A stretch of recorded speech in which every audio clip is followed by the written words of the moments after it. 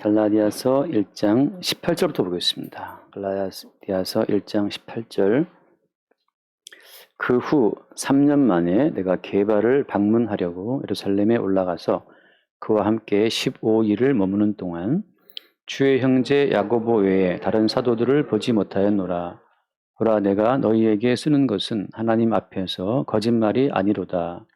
그 후에 내가 수리아와 길리아 지방에 이르렀으나 그리스도 안에 있는 유대의 교회들이 나를 얼굴로는 알지 못하고 다만 우리를 박해하던 자가 전에 멸하던 그 믿음을 지금 전한다 함을 듣고 나로 말미암아 하나님께 영광을 돌리니라. 아멘.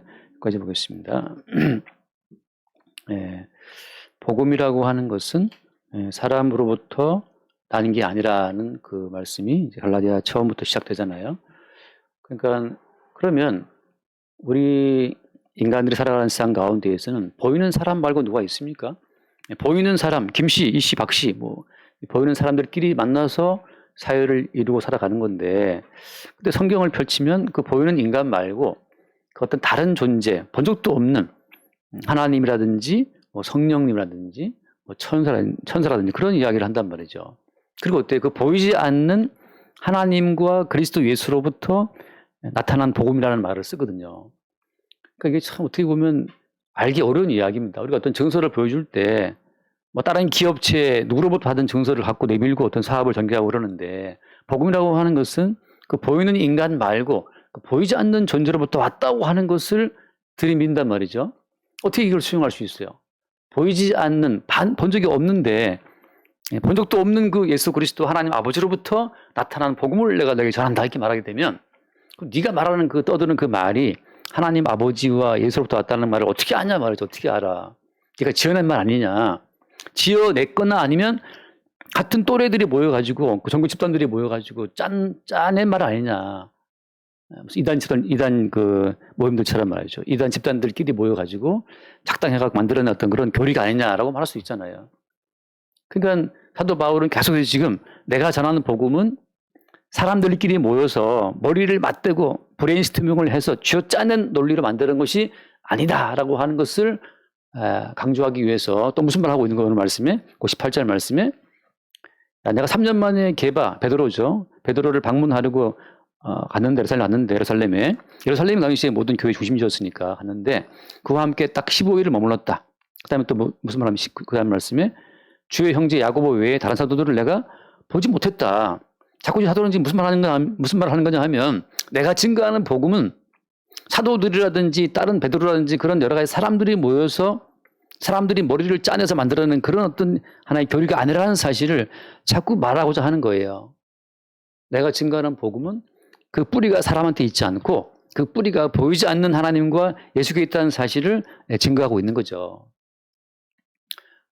어떤 탈북한 사람들 말을 들어보니까 그 탈북자들이 보통 탈북을 하면 중국에 많이 숨어 있는데, 중국에서 이제 숨어 있다가 이제 라오스나 이렇게 거쳐갖고 한국으로 많이 오잖아요. 그러니까 탈북한 사람들, 여기도 한번 살고 있잖아요, 우리. 강재현 자매 그 남편 되시는 분이 탈북하신 분인데, 그 아내분은 북한에서 영어 교사하고 그런다 그러는데, 보통 중국에 탈북에 있다가 거기 이제 은밀한 어떤 그 은신처에서 보통 목사님들이 많이 운영하고 있는, 거기서 성경을 그렇게 본다 그래요. 탈북해서 은신처에 숨어서 이제 한국으로 넘어올 기회를 기다리면서 계속 몇 달 동안 기다리는 거예요. 그래서 기다리면서 성경을 읽는데,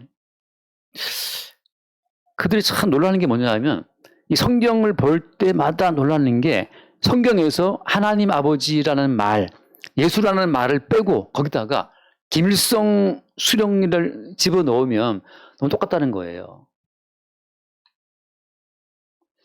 애초에 그 김일성 그 주체사상 만들 때 그 누가 도와준 겁니까? 김일성 엄마가 강반석이라고 원래 그 굉장히 신앙 좋은 집사였는데, 그 김일성 집안에 원래 믿는 집안이거든요.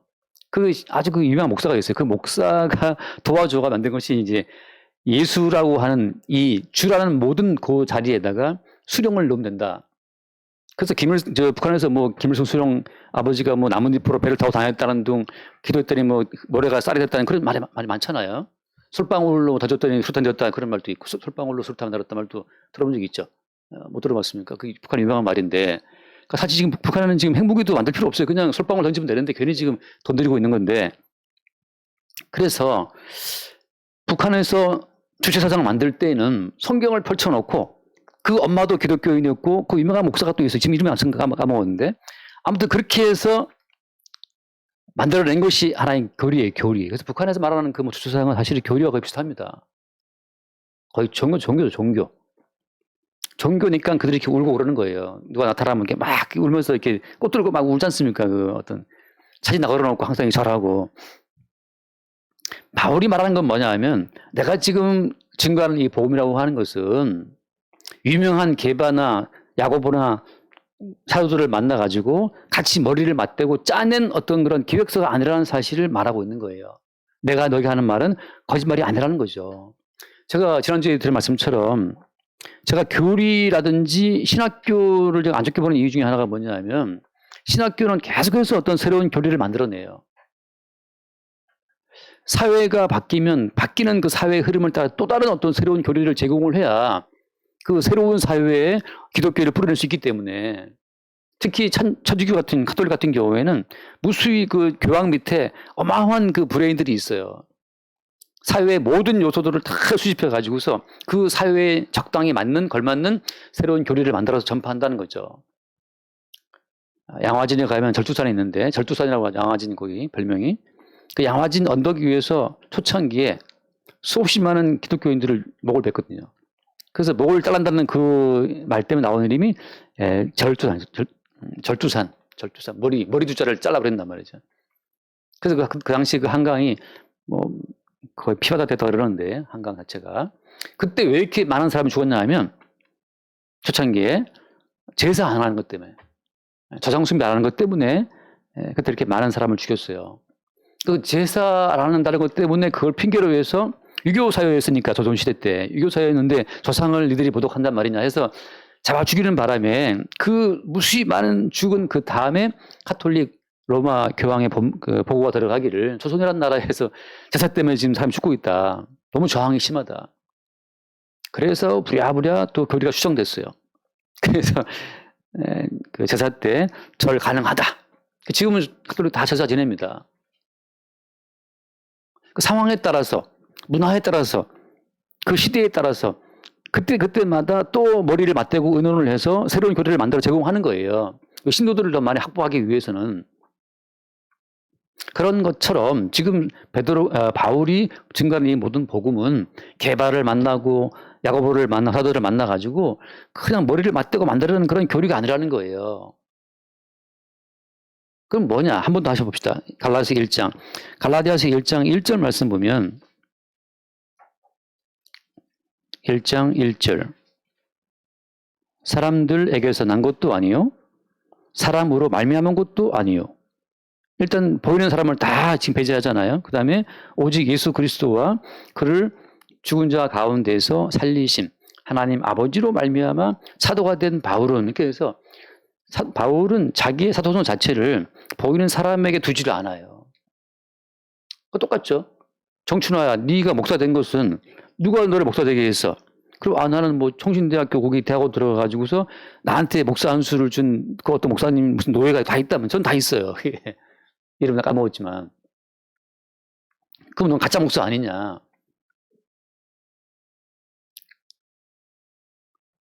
갑자기 지금 저의 목사성을 뭐 말하려는 건 아닌데, 사도의 바울됨 자체를 여기 둔다는 자체는 무슨 말인가 하면, 우리가 우리의 인생을 해석할 때, 내가 정춘화가 목사가 되는 것은 몇 살 때 뜻을 세워서 몇 살 때 복음을 듣고 몇 살 때 내가 신학에 대한 흥미가 생겨서 갔었다, 그렇게 말하는 것은 사실은 그것은 나의 나됨의 뿌리를 내두고 있는 거잖아요.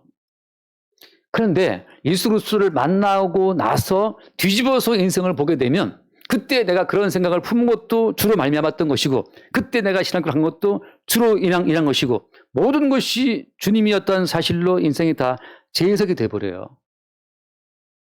이게 성도라고 하는 겁니다.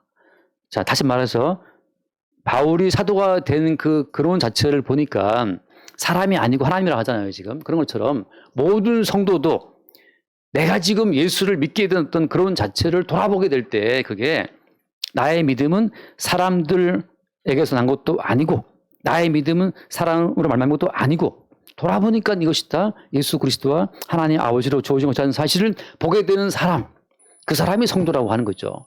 그런 안목이 없다면 그 사람은 사람으로 말미암아 믿게 된 사람이기 때문에 유대교 신자지 성도라고 할 수는 없어요.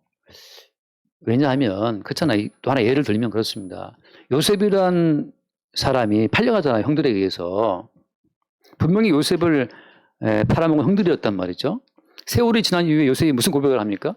나를 이곳에 팔아먹게 하신 분은 형들이 아니고 뭐라? 형들이 아니고 하나님이라고 하죠. 하나님이라고. 지난주에 주아가 아프다고 연락 왔잖아. 아파서 열이 막 와서. 그래, 주아가 그렇게 아팠단 말이죠. 근데 내가 볼 때 주아는 식구들이 잘 아파요. 감기에 좀 취약한 가문이에요. 내가 볼 때 그런 집안인 것 같아. 여기서 우리 집은 감기에 잘 걸려. 우리 은규 말처럼 뭘 하려면 딱 아빠의 DNA 있잖아. 아빠 때문이야. 이렇게 할 말이 없어요. 맞아. 그거 실제 내 DNA지. 여기서 사람에게서 난 것도 아니오라고 할 때 내가 지금 아픈 것은 아빠 때문이잖아. 아빠의 DNA가 취약해서 나 아픈 거야. 너 왜 이렇게 말 안 듣냐? 그러면 은규가 딱 아빠 딸인데 아빠 DNA인데 아빠가 말 안 들어서 그런 거 같다. 말 안 듣는 거야. 그런 피라는 거죠. 여기서 어때요? 여기서 보이는 인간으로부터 보이지 않는 주님의 세계로 이거 뭐죠? 이거 뛰어올라가는 거 뭐라 그래? 이 도약이 된단 말이에요. 도약되는 이 자체가 성도라고 하는 거예요. 왜 아프냐? 뭐 유전자 때문이다. 집안 환기가 안 돼서 그렇다. 뭐 청정기가 악한가 보다. 뭐 날씨가 추워서 그렇다. 날씨 때문이 아니에요. 그 러시아 사람 다 바로 죽어야 돼. 그냥 보이지 않는 예수 그리스도와 그를 살리신 하나님 아버지로 말미암아 내가 오늘 아프다. 아프냐? 나도 아프다. 그 왜 아프냐? 주님이 나를 아프게 하신 거예요. 나의 나됨을 보이지 않는 그리스도와 하나님 아버지의 근원으로 해석할 수 있는 그 안목이 그게 성도의 안목이라고 하는 거예요. 성도의 안목이다. 왜 대한민국에 태어났니? 왜 남자로 태어났냐? 왜 이렇게 IQ가 떨어지냐? 왜 이렇게 얼굴이 이렇게 이상하냐 말이죠. 왜 연기한테 하는 말이 사진을 보면서 이렇게 아빠는 세월을 이렇게 비맞았다는 거지. 무슨 말이냐? 세월을 정통한 사람이 정통한 사람이 있다. 누군데? 정세현 씨. 정세현 씨 세월을 정통을 맞았다는 거지. 그래서 무슨 말이야? 얼마나 세현이가 동안이고 예쁜데. 아니야, 세현이는 정통으로 맞았고 아빠는 비 맞았어. 다행히 좀 날 덜 들어본다는 거죠. 세월을 정통으로 맞으신 분들도 있는데 우리 뭐라고 해석해야 되는 겁니까? 지금 알아들었죠? 세월 맞았다는 무슨 말 아시죠? 무슨 말인지. 네. 왜 이렇게 노안이냐? 주께서 나를 노안으로 살게 하신 거예요. 왜 이렇게 동안이냐? 뭐 보습 크림이 어쩌고 떠들지 좀 닥쳐. 보이지 않는 주님이 너를 동안으로 살게 하신 거예요. 감사해야지. 어디 영양 크림에다가 영광을 돌려. 주께 영광을 돌려야지. 자, 지금 여기서 그럼 다 모두가 다 바울처럼 이렇게 말할 수 있어야 지금 성도라고 제가 말하는 거예요. 나의 나됨을 설명할 때, 나의 나됨을 해석할 때, 나의 존재의 근원을 해석할 때 사도와 동일한 관점이 있느냐 말이죠. 그게 없으면 성도가 아닌 거예요. 제가 이런 말을 왜 근거 없이 하는 말이 아니라 요한복음 3장을 봅시다. 요한복음 3장.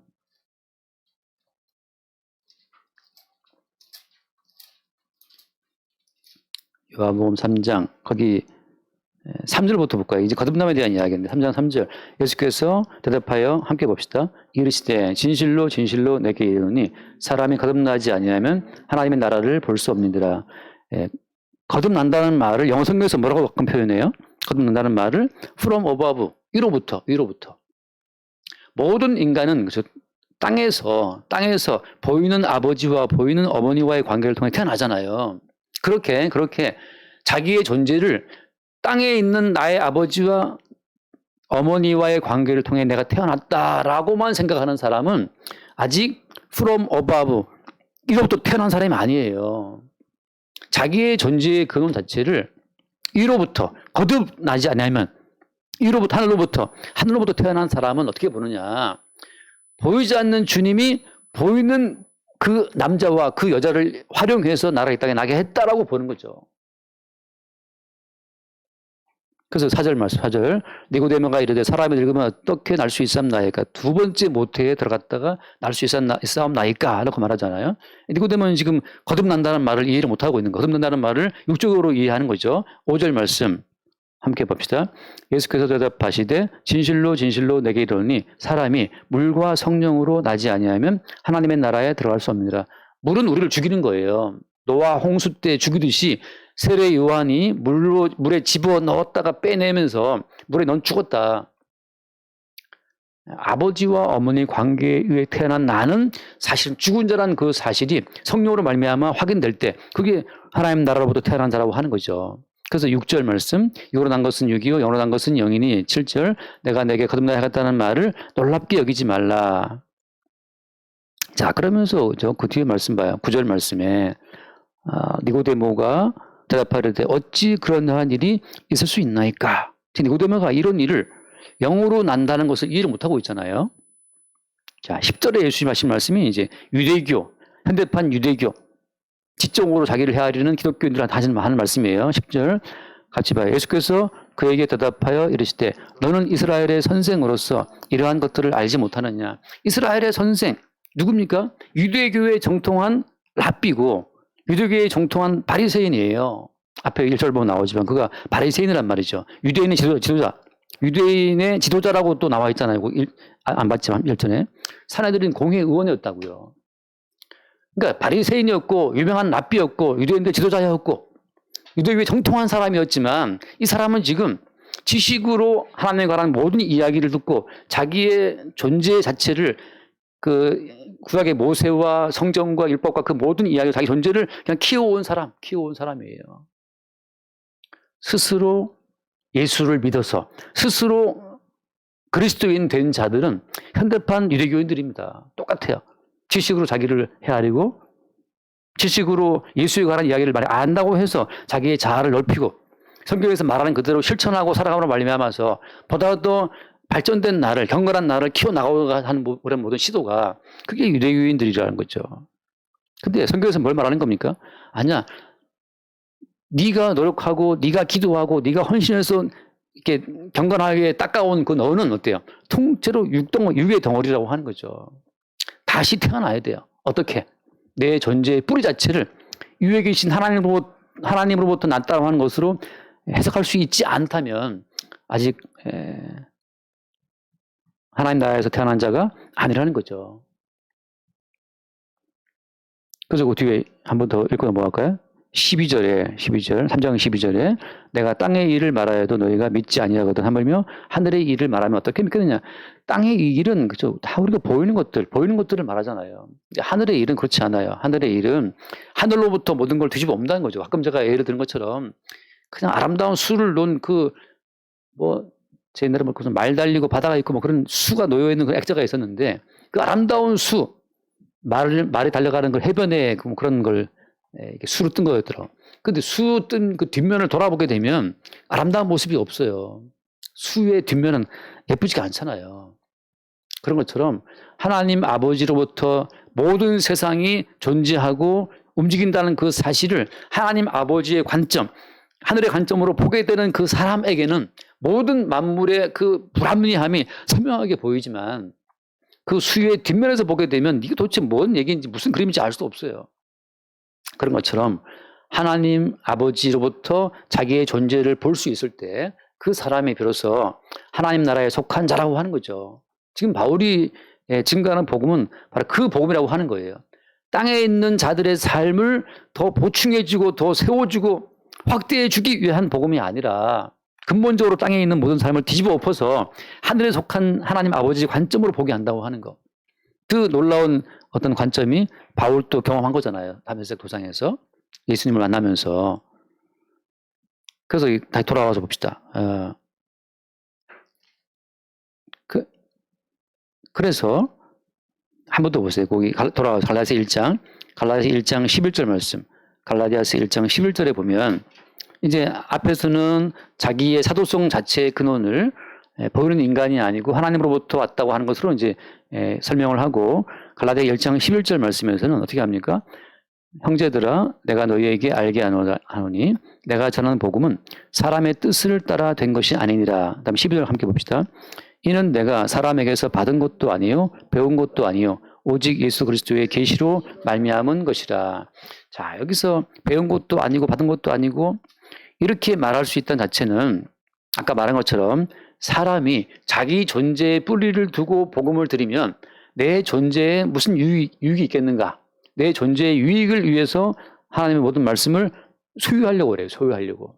근데 내 존재의 유익을 위해서 복음을 소유하게 되면 그게 현대판 유대교인들이 된다고 하는 겁니다. 왜? 모든 복음이라고 하는 것은 내가 생각한 내 존재 자체를 해산을 시키고 하나님의 뜻으로 새롭게 재구성하는 거예요. 이게 복음이라고 하는 거죠. 우리가 어떻게 인생 살아갈 때 우리는 몇 살에 학교 가고 몇 살에 졸업하고 취업하고 얼마쯤 돈을 모아놓고 장가가고 결혼하고 몇 살에 애를 낳고 그다음에 이제 노후에 어디 들어가야 되고 요즘 뭐 거기 실버타운도 알아보고 그렇게 인생을 살아가잖아요. 근데 어때요? 그렇게 인생을 살면 행복합니까?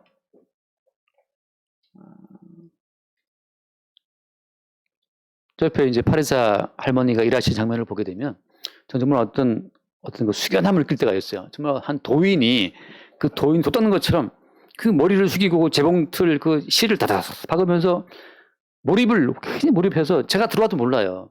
이제 안녕하세요 인사하면 이제 고개 들고 안녕 또 몰입 다다다다다 이제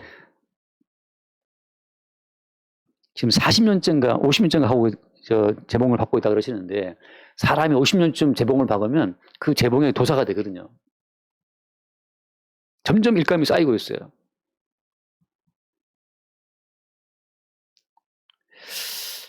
가만 생각해 보거든요. 저렇게 50년째 재봉만 들이박다가 가는 인생이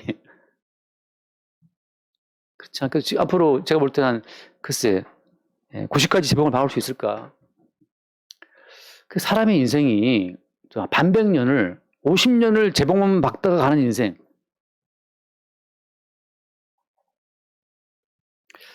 그 인생이 뭐가 있죠? 인생이라고 하는 게. 요즘에 뭐 TV에서 말이죠. 유명한 분들 많이 나오잖아요. 뭐 대통령, 뭐 이재명, 요새 또 한동관이 아니죠. 한동훈인가? 한동훈. 그 유명한 사람 많은데 다 한때 지나가는 물 같은 거예요. 그냥 지나가는 하나의 그냥 바람 같은 겁니다. 없어요. 잠시 후에. 너희는 잠깐 보이다가 없어지는 뭐라고 했습니까? 안개다, 안개. 너희는 안개다 말이죠. 복음이라고 하는 것은 그렇게 우리의 자아를 지키고 확고하게 세우고 돈으로도 확대하고 명예로 확대하고 그냥 헬스클럽 가서 막 뜀박질해서 그냥 건강을 지키고 그렇게 우리 자아를 지키려고 애를 쓰나 복음이 들어오는 순간에 우리는 하나님 앞에 잠깐 있는 것 같은데 사라지는 안개라는 사실을 보게 하는 거예요. 그럼으로써 내 존재의 모든 뿌리를 다 날려버리고 심지어 그리스도 예수 안에 있는 존재로 나를 그냥 맡겨두는 것, 그게 계시로 주어지는 복음의 어떤 위력이라고 하는 겁니다. 이 계시로 주어지는 복음이 하나의 어떤 살아있는 돌멩이이기 때문에 이 돌이 날아와서 나를 치면 내가 깨지고 내가 죽어야 정상인 거예요. 근데 돌 던졌는데 나이스 캐치 딱 잡아가지고서 돌이 다이아몬드야. 이걸 또 붙이고 말이죠. 복음을 붙이고 더 나를 확대한다? 이건 복음이 아닌 거예요. 얼마 전에 그 70대 노인이 아파트 현관 들어가다가 그 돌 맞아서 돌아가셨지 않았습니까? 초등학생가 던진 그 돌에 맞아가지고.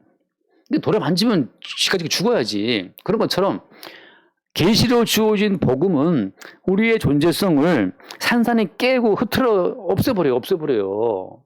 근데 어떻게 예수를 믿어서 사람다운 나를 꿈꿀 수 있습니까? 예수를 믿으면 그 예수 그리스도의 복음은 나를 없애버린다니까. 나를 하나의 그 여자애들이 뿌리는 거 칙칙칙 뿌리는 거 있지 않습니까? 그 뭐라 그래? 미스트인가? 미스트처럼 말이죠. 영어 성경에 보면 그 너희는 안개다 할 때 그게 그 미스트라는 단어를 쓰거든요. 너희는 잠깐이도 사라지는 안개다 말이죠. 잠깐 뿌린 뭐가 있는 것 같지. 어느 순간 흡수되어서 사라지나? 날아가나? 없어졌어. 있는데 어떡하지? 복음은 그렇게 우리의 존재를 너무나 선명한 우리의 자아성을 순간 하나의 미스트처럼 날려버리고 나서 그리스도 예수의 영원함만 나타내고 드러나는 용도로 우리의 존재를 사용한다고 하는 거죠. 그러니까 어때요? 존재의 가벼움, 존재의 자유로움이죠. 내가 나를 지키려고 그렇게 아둥바둥 애를 써서 아파트를 장만을 했어. 아파트 샀다고 이제 막 축배도 들어 너무너무 좋았어. 그 아파트에서 노후를 보내려고 사서 아파트 입구 들어가는데 갑자기 돌이 날아와서 머리에 맞았어. 직사했어요. 그게 인생. 그것이 인생이라고 하는 거죠. 그래서 이 복음의 돌이 날아오면 복음이 오는 순간 그 복음을 내가 소유해서 또 복음을 아는 교양이 있고 거룩해지고 뭐 성화되는 그런 나를 가꾸고 꿈이 그런 모든 게 다 날아가 버립니다. 그냥 주께서 살게 하시는 대로 살아갈 뿐이죠. 오늘을 살게 하셨기 때문에 오늘을 사는 거예요. 그게 계시로 주어진 복음이 우리 안에서 이루어내는 하나의 권세, 능력이라고 하는 거예요. 복음의 능력은 우리를 세워주는 것이 아니라 우리를 깨버립니다. 죽으면 죽으리라, 아프면 아프리라, 부자가 되면 부자가 되리라, 이런 거죠.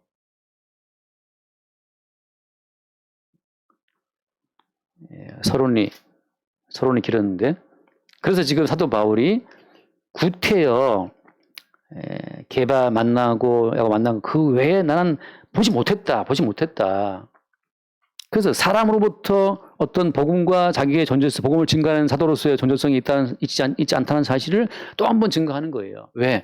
자꾸 갈라디아 교인들은 유대의 교회에 미혹받아갖고 자꾸 보이는 어떤 존재의 강화, 존재의 확대, 존재의 어떤 그 성숙, 초점을 거기에 두고 있으니까. 여러분, 예수 믿고 뭐 성숙해진다, 그런 말 미신이고, 그게 바로 유대교적인 복음이라고 하는 겁니다. 예수 그리스도를 믿으면 우리가 성숙해집니까? 성숙이라는 그 기준을 어디다 찍어놔야 되는 거죠? 우리가 얼만큼 성숙해지는 거죠? 사람이? 성숙한 그 사람의 성숙도 자체가 하나님 앞에 들어지겠습니까, 그게? 그렇지 않다는 사실을. 가끔 제가 그 토마스 제퍼슨인가요? 미국의 선언서에 작성한 사람, 그리고 노예 해방에도 뭔가 한가닥 했던 사람, 그런 사람들 집에 흑인 노예가 수십 명씩 있었어요, 수십 명씩. 그 두드러 패고 말이죠. 뭐 임신시키고 뭐 그냥 개돼지처럼 취급했단 말이죠. 그 당시에 그들의 그 이상은, 그들의 그 인격적인 가치는 가장 고상한 사람이었음에도 불구하고 그냥 흑인들은 그냥 짐승 같은 거였던 거였어요. 인간이 그 당대에, 그 동시대에 가장 성숙했다라고 하는 성숙함 정도가 한참 시대가 지난 이후에 돌아보니까 개뿔도 아니었던 것처럼 말이죠. 인간의 성숙도 정도가 하나님 보시기에는 의미가 없는 거예요. 근데 왜 예수를 믿고 나서 거룩하게 사셔야 됩니다, 성숙합시다, 뭐 성화됩시다, 그 자체는 성경에서 말하는 복음의 요지가 전혀 아닌 거예요. 성경에서 말하는 복음의 핵심은 복음의 십자가의 돌에 얻어맞으면 산산이 부서진다. 왜 존재성 자체를 세울 필요가 없어요. 그냥 인간들끼리 서로 경쟁하고 높냐 따지는 거지만, 아무리 인간이 높아도 구름 아래, 태산이 높다 하되 하늘 아래 메이로다 말이죠. 어릴 때 저희 어머니 항상 그래서 어떻게 못만해가 있는데 학교가 나오더라고요. 또 태산이 높다 하되 하늘 아래 메이로다. 오르고 또 오르면 못 오를 리 없건만, 올라가면 또 못 올라가도 어차피 하늘 아래에 있는 거지. 자, 그런 흐름으로 말을 하고 있는 거예요. 그래서 그 뒤에 말씀 봅시다. 이제 넘어와서 21절에 보면, 21절에 갈라디아서 1장 21절, 그 후에 내가 수리아와 길리기아 지방에 이르렀으나 그리스도 안에 있는 유대의 교회들이 나를 얼굴로는 알지 못하고 다만 우리를 박해하던 자가 전에 멸하더려던 그 믿음을 지금 전한다 함을 듣고 나로 말미암아 하나님께 영광을 돌리느라. 자, 요 에피소드를 왜 말하냐 하면 이게 참 재밌는 거예요. 수리아와 길리기아 지방. 수리아는 이제 그 이스라엘 유해 지방, 북쪽 지방이고, 길리기아 지방도 그 말하자면 지금 터키의 남부 지방이란 말이죠. 아무튼 예루살렘의 이스라엘 보면 다 북쪽 지방인데, 그 지방의 많은 유대의 교회들이 사도 바울을 만난 적이 없어. 본 적도 없어. 대화도 해본 적이 없어요. 근데 어때요? 그런데 사도 바울에 대한 이야기만 듣고 어때요? 듣고 나로 말미암아 하나님께 영광을 돌렸다, 이 말을 하거든요. 이 말은 무효하는 겁니까?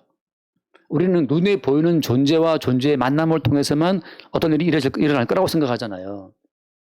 꼭 눈으로 보고 손으로 만져야만 어떤 일이 일어날 거라 생각하지만 그렇지 않다는 걸 지금 바울이 말하고 있는 거예요. 자기 복음의 뿌리가 주께 있다는 사실을 증거하기 위해서 나로 말미암아 나타난 일들을 소개하고 있는 겁니다. 내가 직접 수리아와 길기아 지방 유대 교회에 가서 내가 복음을 전하지 않았음에도 불구하고 주님이 역사하시니까 거기에서 어때? 그들이 나로 말미암아 영광을 돌리더라는 거죠. 우리는 반드시 보이는 우리가 원인이 되어서 어떤 행위를 투입을 해야 결과가 나올 거라고 생각하잖아요.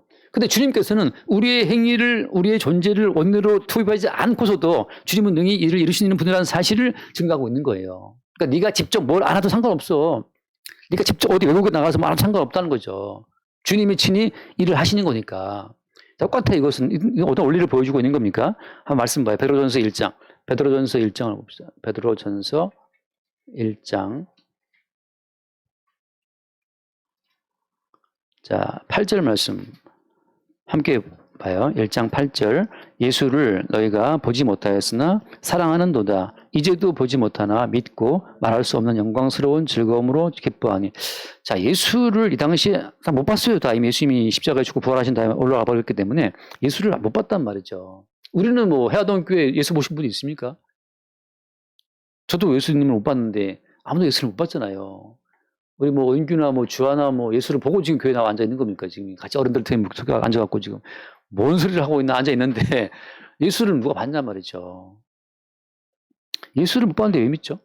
자, 예수를 본다는 것은 존재로서의 내가 오감을 활용해서 내가 만지고 듣고 보고 느끼고 다 맛보고 듣고 싶어 한 다음에 예수님 맞네. 믿겠습니다. 이건 믿음이 아닌 거예요. 왜? 믿음이라고 하는 것은 우리의 인식의 차원 너머에 있습니다. 이게 참 말로 하면 어렵지만 믿음은 우리의 인식과 우리의 감각 세계 너머에 있기 때문에 믿음은 그 믿음만이 유일한 증거가 되고 믿음만이 우리에게 뭐라고 했습니까? 믿음은 바라는 것들의 실상이에요. 실상이 돼요.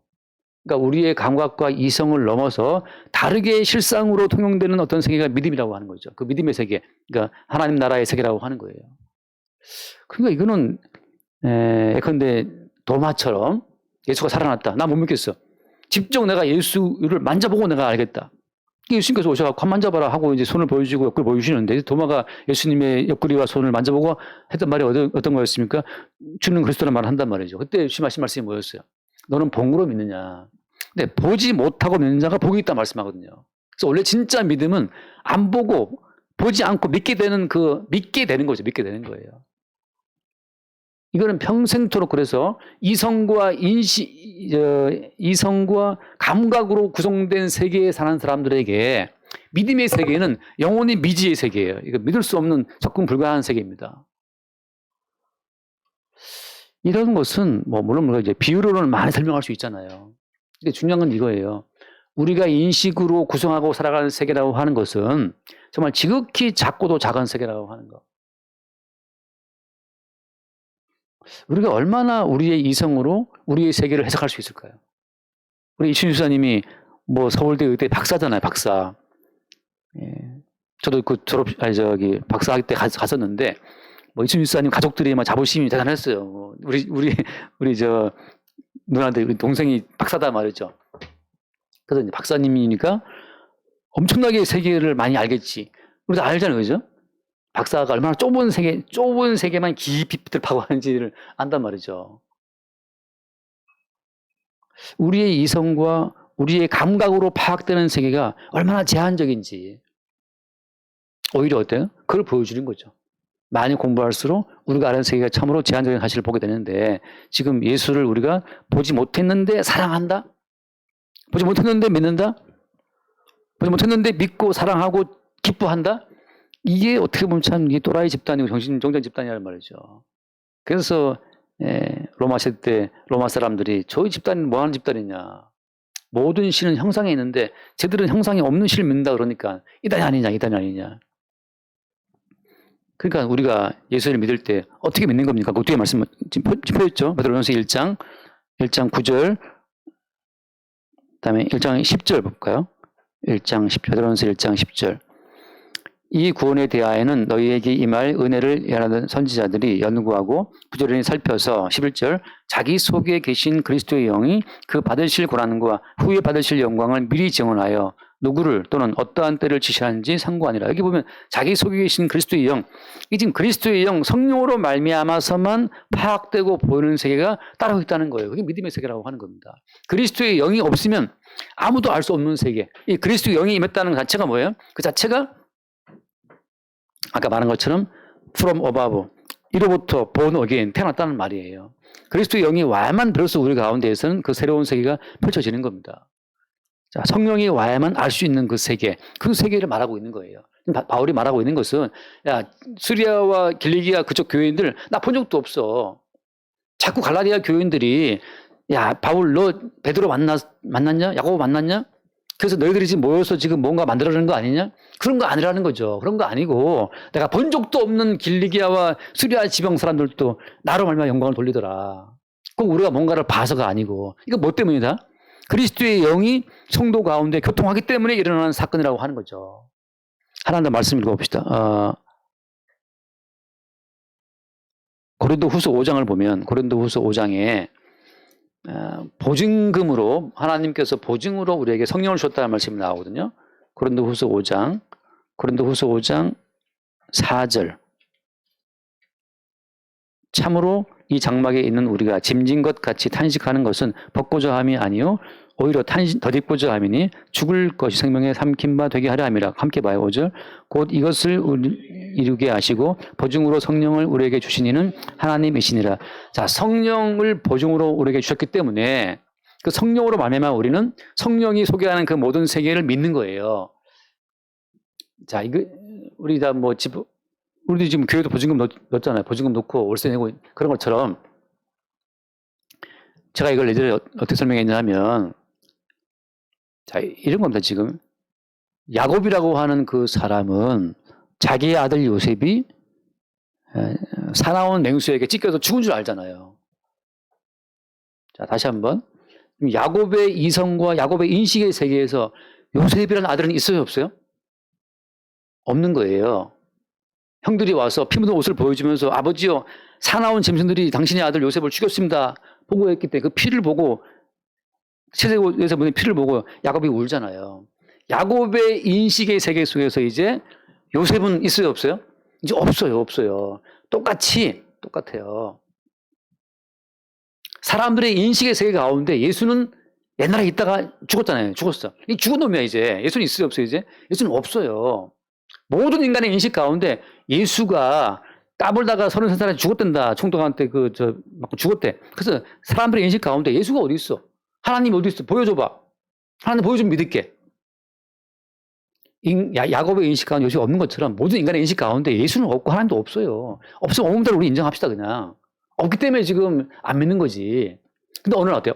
그런데 어느 날 양식을 구하던 형들이 돌아오면서 바로가 보내준 화려한 수레를 갖고 돌아와서 아버지, 요셉이 살아있습니다.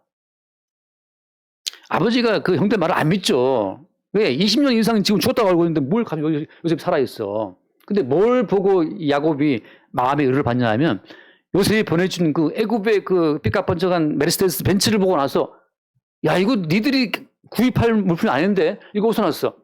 요셉이 아버지를 태워오라고 우리 식구들을 태워오라고 보낸 수레입니다. 수레가 한 대가 아니고 수레가 여러 대가 온 거예요. 야곱의 식구를 태우러. 더 비싼 차가 뭐지? 예? 메르세데스 벤츠 말고 다른 거 있지 않습니까? 그런 차들을 보고 나서 야, 믿어요. 다시 말해서 우리 가운데 성령이 옴으로 말미암아서 야, 예수는 살아계시고 하나님 보좌 우편에 계시고 예수께서 만드신 새로운 천국이라는 세계가 있고 그 세계가 너희들 위해 준비되고 있다는 그러니까 마음 편히 놓고 지금 너희 이 땅으로 오면 돼 라고 천국에서 벌어지는 그 모든 일들에 대한 보증으로 미리 우리에게 주어진 분이 누구예요? 이게 성령이라고 하는 거죠. 성령이 없이는 그래서 아무도 예수를 주라고 고백할 수 없어요. 왜? 인식 가운데 없는 존재인데 죽었는데 뭐까지 어떻게 살아나. 누가 살아난 걸 봤냐 말이지, 부활을. 예수님이 이 땅에 빈무덤 남기고 가신 분이기 때문에 사람들은 그 예수 그리스도를 믿을 수가 없어요. 왜 믿을 수 없냐? 죽은다니까. 아니, 아버지인 야곱도 자기 아들 요셉이 죽은 줄 알고 20년 넘게 살았는데, 바울도 어때요? 예수라는 존재는 이미 죽었단 말이에요. 끝났어. 그 교회가 무슨 교회야. 다 밟아 죽여. 당연히 존재했는데, 다메스크 도상에서 죽었다고 알고서는 그 예수가 나타나고, 난 이 예수다. 그때 예수를 만난 거 아니에요. 그 성령으로 말미암아서 예수 그리스도의 세계를 보고 나서 하다 바울이 시작 바뀌죠. 그런 것처럼 지금 바울이 말하고 있는 것은 육신적으로 뭔가를 보고 만나고 대화한다고 해서 매는 것도 아니고, 육신적인 지식으로 전가해주면 그것은 지적인 도표가 되어서 그들의 소유성만 키워줄 뿐이에요. 어차피 예수는 없고 예수가 남겨준 교훈만 열심히 취해가지고 산상보훈처럼 살자, 말씀대로 살자. 예수는 인식도 없어. 예수가 남겨준 말씀만 붙잡고 그냥 살아보자고 애를 쓰는 거죠. 어느 사람이 왼손이 모르게 하자. 교훈만 붙잡고 예수의 실체를 던져버린, 그게 껍데기만 남은 기독교인데, 말하자면 그것이 현대판 유대교라고 하는 거예요. 그 속에 살아있는 실체이신 주를 모르기 때문에. 근데 실체이신 예수를 만나게 되는 순간 야곱이 가나안 땅의 소유를 다 던져버리고 그 수레를 타고 애굽으로 가서 요새 만나는 것처럼 모든 성도, 이 땅의 모든 소유를 다 던져버리고 나서 이 땅의 모든 소유를, 물동이를 버려두고 동네에 들어가서 그리스도를 소개했던 여인처럼 말이죠. 먹고 살기 위해 붙잡고 있었던 그 물동이를 내버려두고 가나안 땅의 모든 어떤 소유를 다 내버려두고 수레를 타고 요셉이 준비된 세계로 가는 그 야곱 집안처럼 말이죠. 모든 성도는 이 땅에서 물동이를 버려두고, 이 땅에서 먹고 살기 위한 모든 걸 다 버려두고, 이 땅에서 우리의 존재의 강화를 위해서 추구했던 모든 지식들을 다 던져두고 살아계신 주께서 우리를 인도하시는 그 흐름대로 성령을 따라 간다는 거죠. 바람처럼. 그럼 뭐 다 던져버릴까요? 뭐 직장을 왜 네 멋대로 간도? 주님께서 가게 하시면 가는 거죠. 우리 원께도 맨날 학교 가기 싫다. 근데 주님이 가게 하시면 가야 돼. 이게 답이에요. 가기 싫으면 가지 마. 근데 또 가야지 어쩌겠어요. 주께서 우리에게 허락하시고 살게 하시면 그냥 사는 건데, 매 순간 던지는 거죠. 매 순간. 아까 제가 처음 드린 말씀처럼 그 예수님이 우리가 피를 찬송합시다. 그 예수의 피를 찬송하는데, 예수의 그 피에 대한 찬송이 얼마나 낯설고 좀 이상한 기이합니까? 저도 이제 이 땅에 살다가 문득 성경을 보면 너무 성경이 낯설어. 야, 내가 이런 예수를 지금 믿고 지금 계속 이 예수를 소개하고 떠들고 있나? 순간 너무 낯설어요. 너무 새로워. 그럴 때가 많아요. 원영덕 형제님이 함정희 수사님을 볼 때, 이 여자가 누구지 하고 문득 새로울 때가 있어야, 참 내 마누라지 하고 이렇게 새로운 맛이 나는데, 뭐 어제 마누라고 오늘 마누라고 맨날 뭐 그러면 그 새로움이 없잖아요. 어느 순간 볼 때 어떻게 이 여자가 내 옆에 있지? 그 어떤 새로운, 낯서면서 새롭게 다가오는 그 순간이 이게 점점이 이어지면서 관계가 쭉 이어져 가는 것처럼, 우리가 예수를 믿는다고 하는 것은 우리 인식으로 꽉 잡고 있던 예수. 어떤 사람들은 뭐 그냥 예수 입만 넘어도 예수 그러는데, 그건 세뇌고, 그건 자기 친구 인식을 스스로 지금 가스라이팅 하고 있는 거예요. 진짜 예수는 낯섭니다. 우리는 이 땅에 살기 때문에, 이 땅의 인식이 잡혀있기 때문에 순간 낯설어요. 다시 성령의 바람이 불어오지 않으면 이 성경에 접근이 안 돼. 다시 너무 낯설고 너무 확실히, 차라리 드라마가 더 재밌지 성경이 재미없단 말이죠. 바람같이 주의 영이 역사할 때만 성경이 또 훅훅 들어옵니다. 또 한 번 들어온 성령의 그 새로움이 우리를 또 길게 또 살게 하는 거죠. 우리가 아이들을 키울 때 항상 우리가 24시간 우리 아이들 생각합니까? 인간의 인식은 그렇게 안 돼 먹고 이 뇌가 안 되게 돼 있어요. 학교 가면 잊어먹고 있다가, 전화 오면 또 아차 있다가, 저도 뭐 잊어먹고 있다가 알림 오면 또 이렇게 또 본단 말이죠. 항상 우리는 정처 없이 움직여요. 바람처럼. 근데 주의 성령께서 우리를 이끌어서 다시 새롭게 그리스도 예수를 위한 하나의 어떤 작업으로, 그의 지체의 한 부분으로 우리를 사용하게 하실 때, 우리를 사용할 그때 우리는 문득 머리이신 주를 바라보게 되는 겁니다. 오늘 이 말씀처럼 사도가 사람도 아니고 관계도 아니고 보이는 어떤 인식의 세계도 아니고, 그 세계를 넘어서 주께서 인도하시는 그 세계에 우리를 살게 하시는 그 세계의 흐름 속에 있게 되길 바랍니다. 하나 더 말하고 싶은 게 있는데 시간이, 여기까지 기도하겠습니다. 하나님 아버지 감사합니다. 날마다 우리를 보이는 세계에서 떼어내어 보이지 않는 주님의 세계로 이미 우리가 옮겨졌음을 알게 하시니 감사합니다.